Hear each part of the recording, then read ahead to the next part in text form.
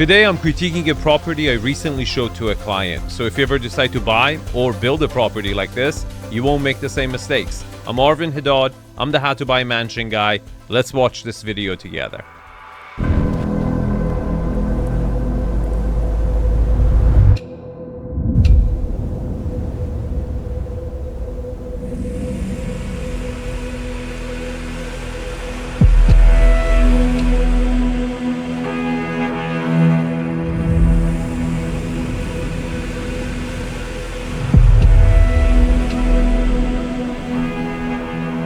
Keep this property in mind. It's the one next door, built by the same developer, ended up selling for $32 million. We're going to use it as a comp.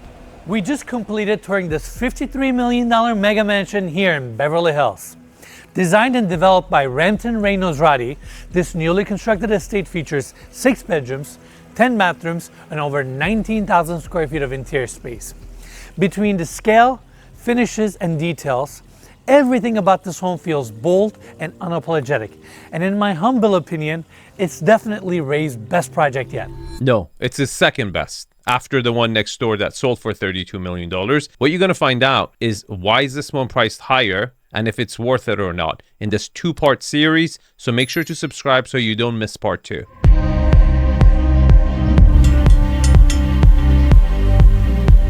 First impression is everything. You open a door and you just want to hear wow.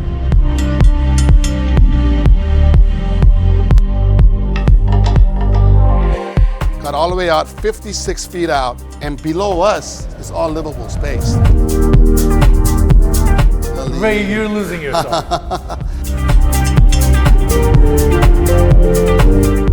Again, there's a wow factor in every single angle. That's straight up my lingo. I'm pretty much sure Ramtin has been using some of my insight to make this house one of his better ones. Definitely his second best. Got a piece of my heart in here right now. This one's definitely special.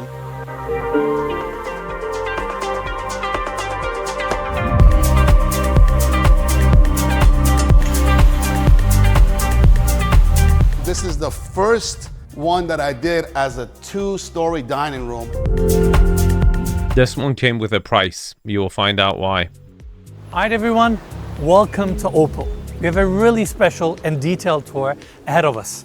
Starting with the motor court, behind the camera, we have a tall gate opening up to this spacious motor court. Now here's the challenge.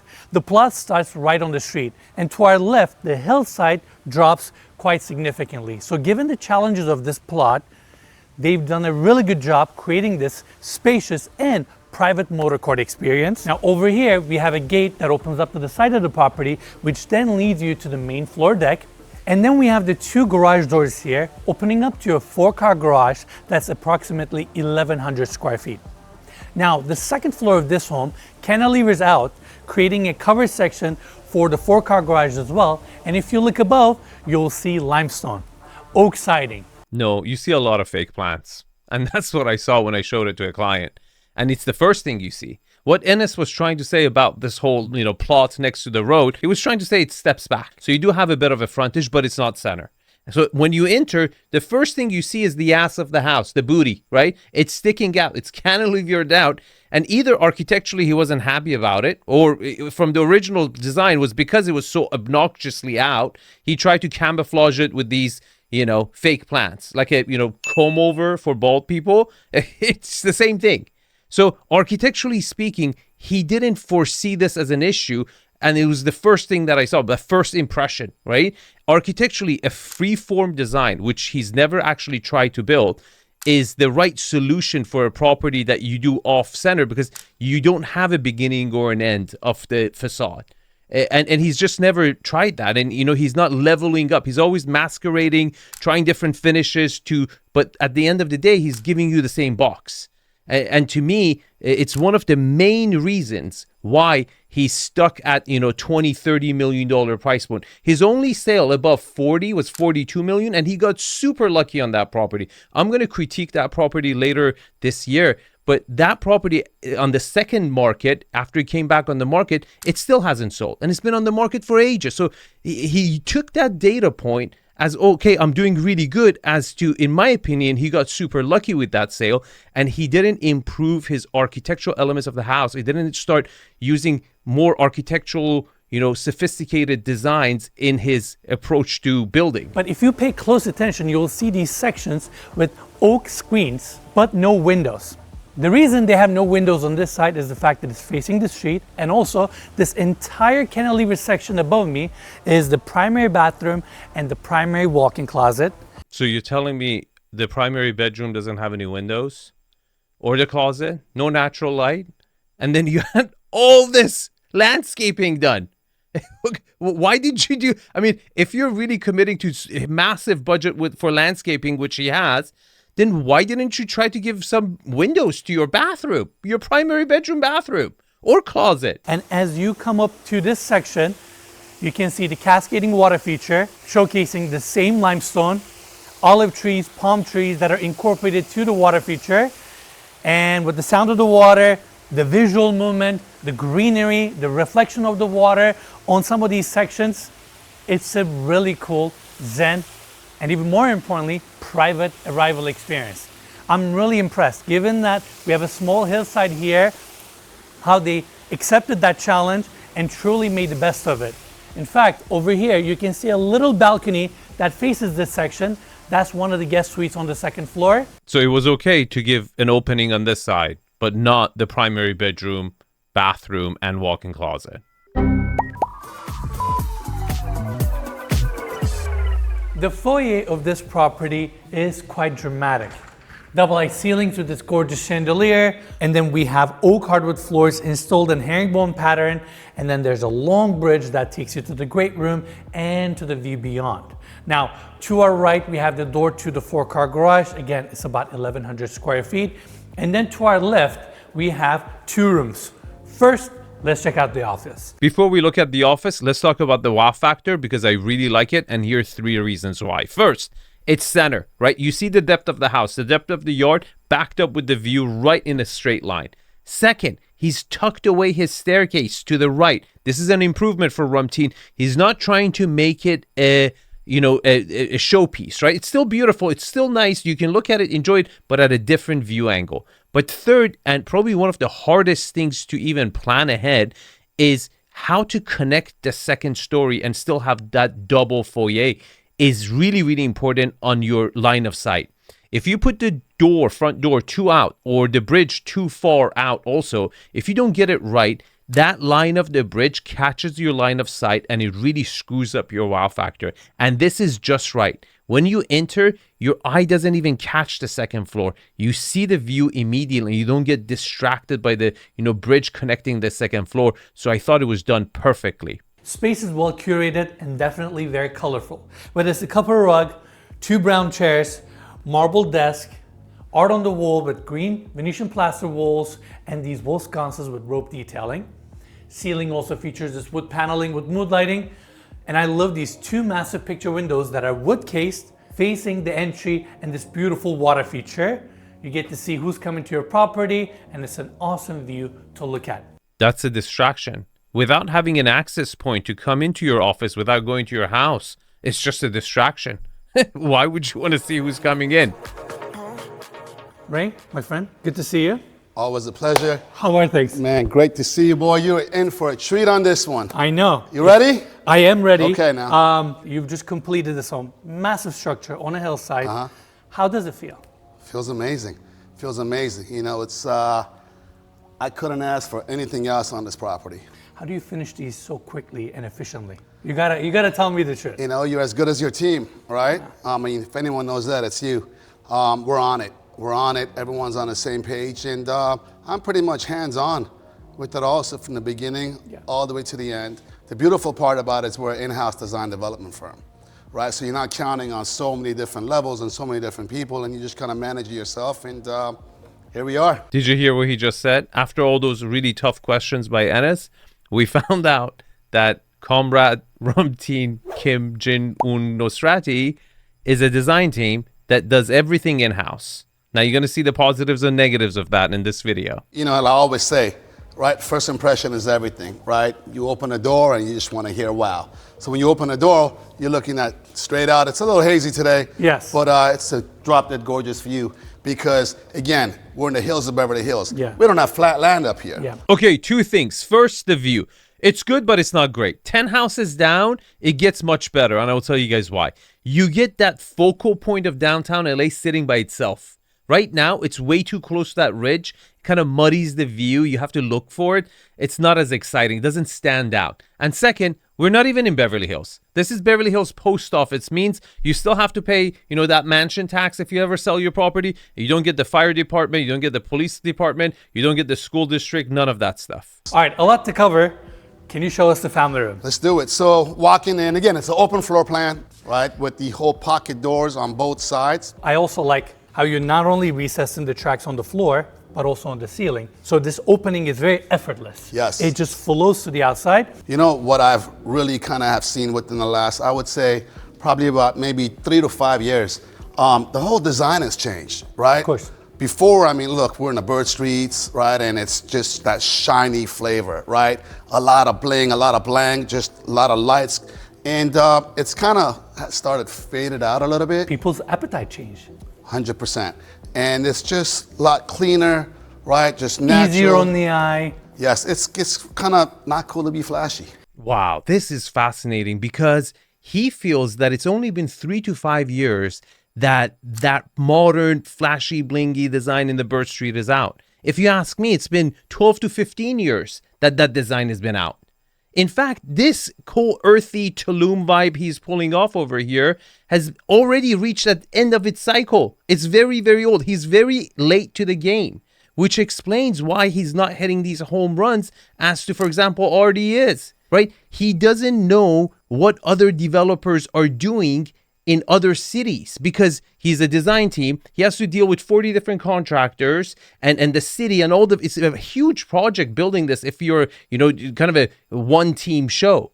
And he doesn't have access to that. And in my Platinum Partners, that's exactly what I provide. Beside the consulting on 3 different properties, you get access to 20 different locations around the world, all high net worth cities from Singapore to Europe, South America, North America, all over the United States, of what the best architect, we're talking about, 10 to 50, $80 million properties, what the best architects, interior designers are doing right now for the next 3 years.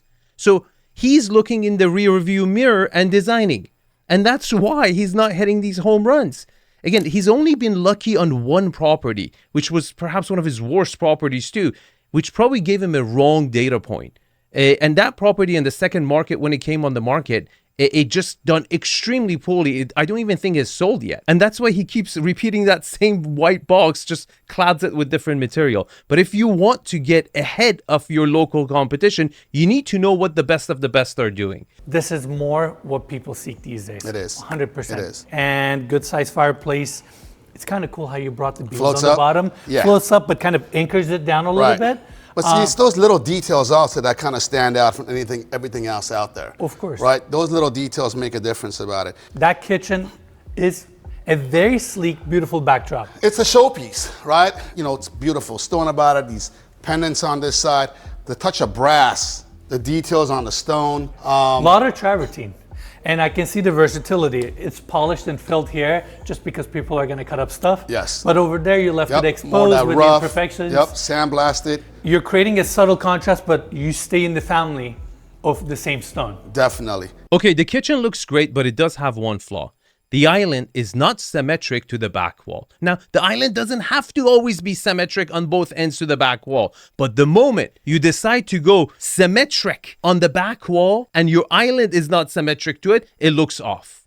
The way to fix this is that you had to have open shelving on one end. You had to show that you were purposely not trying to have a symmetric back wall. You were going for that character look. Like you can always cheat. Again, I always talk about it. It's never about being right or being symmetric. It's totally okay. It's actually some of the best designs are ones that have corks in it. But you have to execute it. If you see that, you have to say, going symmetric on the back wall is not the right idea. I need to show a little shelves over here to give it a little fluidity, give that earthier Tulumi vibe that I was going with. You can't do that clean look and then be off center. You have to add that flaw elsewhere into it to show that it was intentional. So the kitchen got a kitchen. The kitchen has its own kitchen. Well, right? given your square footage, this is appropriate. I'm glad that you designed the chef's kitchen and kind of carried out the same paneling, the palette into here as well. Yes. We got a cool little feature here. It's the walk-in fridge. Yes. This is one of your signature items. Oh, I love this thing. And when it's hot, you just go in here and you close the door. We can use it a little bit. Oh wow, it's really cold Right? in here. And man, this So practical. Yes, it is very practical, much needed, much used in these mega mansion. You really eliminate that, multiple fridge problem and freezer problem. You can really store everything in one place and have access to it. And I also like the fact that the chef's kitchen, was up to par to the main house. But what I didn't like is that the chef's kitchen didn't have a separate entrance. So meaning if you have caterers, if you have chef, if you actually do have staff, they have to constantly walk through the heart of the house to get in and out. It really should have had a separate exit or entrance to the outdoor so you didn't have to see that movement through your property if you really had a chef or caterers in your property. I know we talked about it, Ray, but let's go over that. Listen, here's the beautiful part about this. It could just be, section that you're sitting there grabbing a bite, right? Or just have some sitting coffee there. and Yeah, talk to have a them. coffee, have a little, conversation over here. And this gets used, at our house, right? When I built our house, old breakfast nook setting up on that section. And man, we use that probably, I would say, about More 80 than your former living room. all day long. Yeah. Right? I mean, the kids are there in the morning grabbing a bite going, or if I come back, I'm sitting there and just Working on your computer. Exactly. So it's a little sitting area. This is one of Ramtin's best improvements. Here's why. You see, this whole floor is open. When you walk in, to your left, it's the family quarters. You have a massive family room right next to the kitchen. You have a formal dining and the breakfast nook. The other side, you got a bar and formal seating. So this is your living quarters. You're going to use this space. And it's great. You're, dedicating the best square footage of the house to your daily use. But if you don't have that compression space that anchors the whole family, brings the family together, you really don't feel like a home. And this breakfast nook, I'm telling you, without it, this space just would have not felt like a home. All right, well, right next door, we got the dining room. This is actually one of my favorite features and parts in the whole entire house. This is the first one that I did as a 2-story dining room, and it's got the skylight right above. You got the bookshelf from floor to ceiling and twilight. And when that moon hits, Enes, this thing is just... You really leaned into warmer tones and textures. Yes. Venetian plaster, these rope or these textile wrapped light fixtures. A lot of things and surfaces are wood clad. So you're getting this warmth constantly hit you, even in subtle places like skylights. Yes. You didn't want to leave the frame exposed. You clad it with beautiful wood. Yes. And all of it comes together really well. And when you hit your dimensions, height, width, length, and you furniture it appropriately, if you can hit that kind of perfect combination, you really make an impact. For sure. Wow. Enes has been watching the videos, guys. He's talking about scale and volume. Good job, Enes. I'm proud of you, you know that. So now we're gonna walk across to the living room, and what's beautiful, look, it's just all open floor plan, right? It's a big We're span. Yes, and but it still feels cozy. And then you get so much natural light from different angles. And you do have a neighbor next door, a lot lower, but also by putting hedging and kind of blending the landscape to that side, you're avoiding that issue, even though that neighbor is low, but look how much light it's bringing into this. And again, this all starts from the beginning, right? Privacy is everything, right? Especially at this level. Oh yeah, at this level, you spending this amount of money, right? You wanna make sure you're private. From the moment you pass through your gates, you hope that no one sees you. Oh, 100%. Even before you get to the house, even from the outside, you won't see this house, right? It's all... It doesn't reveal itself from the street because of all the hedging. Exactly, right? And that's a huge, huge, huge part. You got these big homes and you drive up and it's just... Exposed. And that's not gonna work. Yeah, that wouldn't work. And especially in Los Angeles, where we do have a lot of celebrities. Many homes on the privacy front, it's a binary situation. It's a yes or no. And some really wacky homes end up selling because they had perfect privacy score. And this house, minus the neighbor next door, which is really a teardown, and eventually they will build and it will come up higher. Elevation-wise, it is lower, but once that second story and the rooftop goes on top, because they do get better views than this house, you know, you're going to have a neighbor. So he's addressing it as far as putting hedges right now, but you're going to have to deal with that at some point down the line because it would just be very close to you. The bar, lounge, and man, I've done several bars. This stone right here is the best finish he has in the entire house. It's the only, you know, forward-looking finish in the entire house. And that's not a compliment. You know, you were talking about 19,000 square foot. This is the best thing I've seen in the entire... The rest of the stuff he's chasing, right? He's behind the trend. And that cabinet depth with that bar, it just looks horrible. But this stone is so beautiful, it just, you know, steals the show. Right, just that whole light fixture, if you notice, is a little different than everything else that I've done on the previous projects. A lot more on the cozier. It's almost this Tulum, subtle Tulum influence. Yes, exactly. Tulum is dead. Tulum is dead. You should have gone to Tulum in 2005, okay? That's when it was happening. That's when it was not happening, it was happening. Right now, it's a shit show.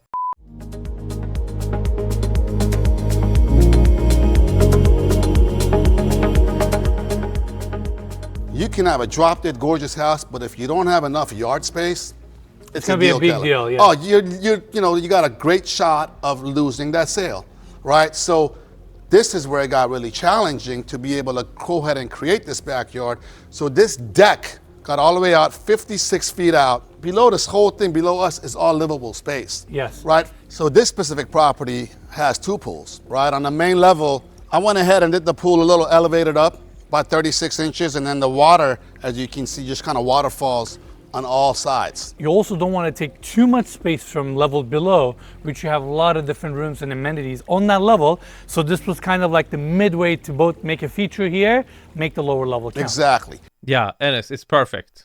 They got it right.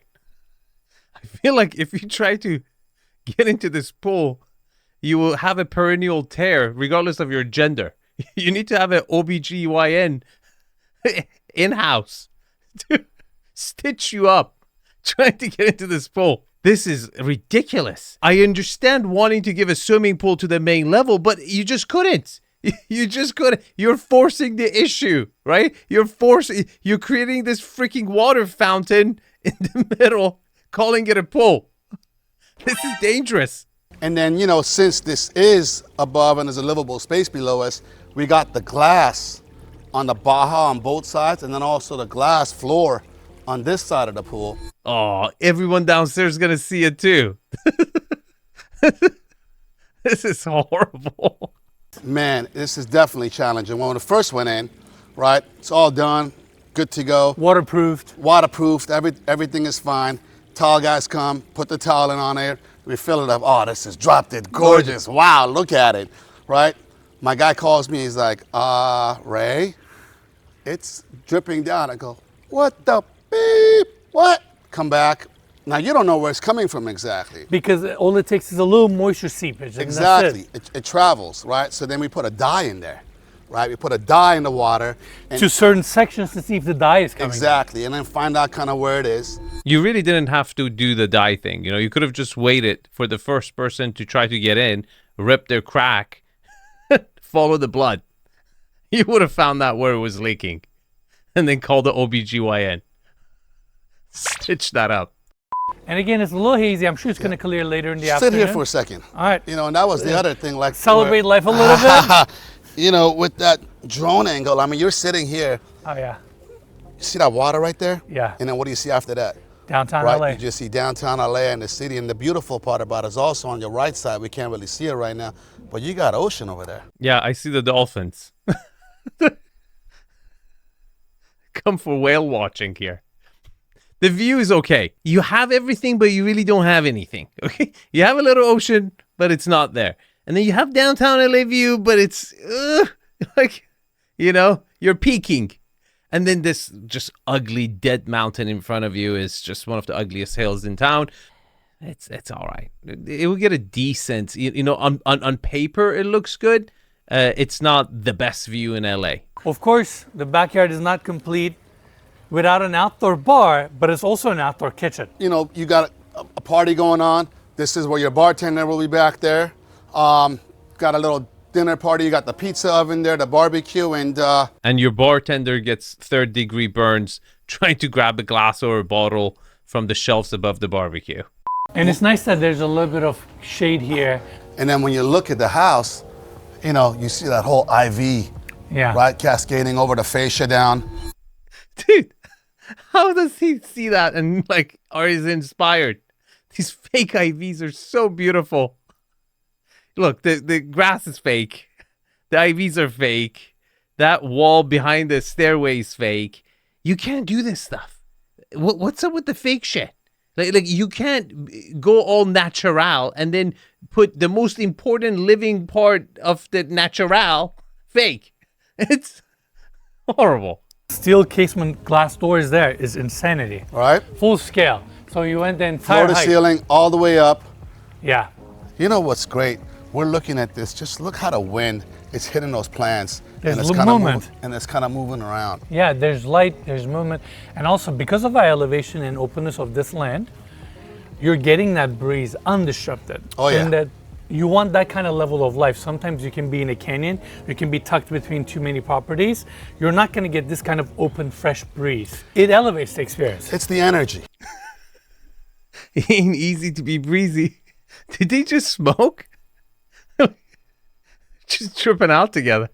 Okay, I want to give this property a price opinion, and in part 2, I'm going to give it an Arvin score. But before I give you the price opinion, I want to tell you guys about my partnership with Trove.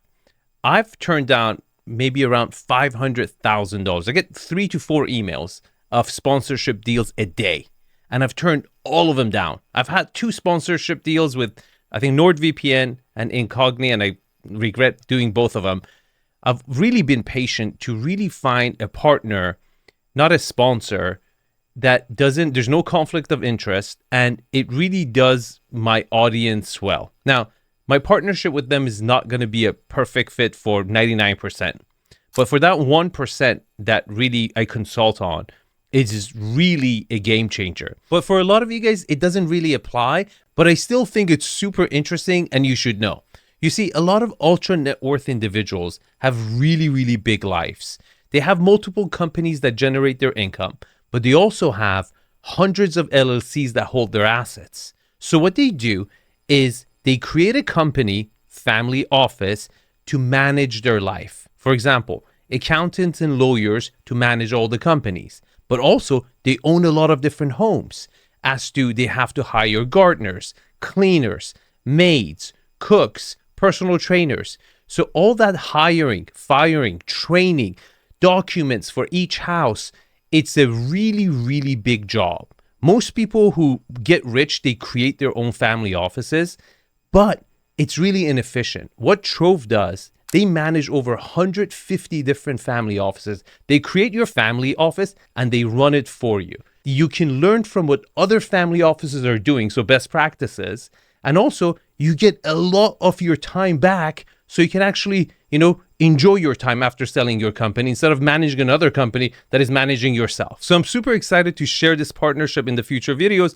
I just wanted to give you a heads up. Now, as for the price opinion for this property, if I had to pick between this property and the one next door, I would have certainly picked the one next door. And that property sold for $32 million in a better market. I don't think the market is there where we were last year. And for that reason, I wouldn't pay anything more than $28 million for this property.